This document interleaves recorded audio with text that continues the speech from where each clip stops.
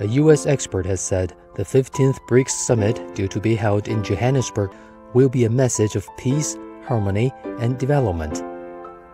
William Jones, Washington Bureau Chief of U.S. Publication Executive Intelligence Review, said the BRICS is playing a much more important role in the world economy, and it represents potentially the developing world, the global majority.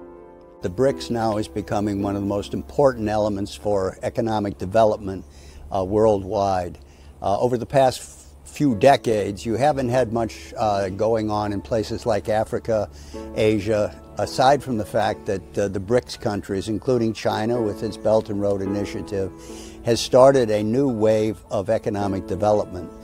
Well, just look at the figures of international trade and investment, that the BRICS are playing a much more important role, a much bigger role in the world economy than any time before. It has been a stabilizing role for the developing world, in spite of the fact that we have a major financial crisis ongoing here in the United States, in the international markets.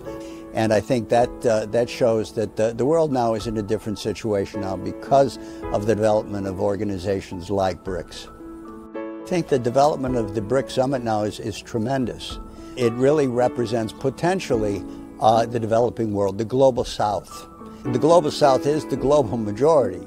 It will mean development for the rest of the world because the BRICS countries then have their own economic ties with the lesser developed countries in Africa and elsewhere. The world is now moving in a different direction.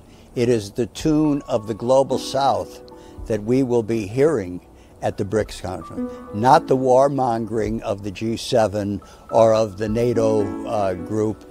This will be a message of peace, it will be a message of harmony, and it will be a message of development.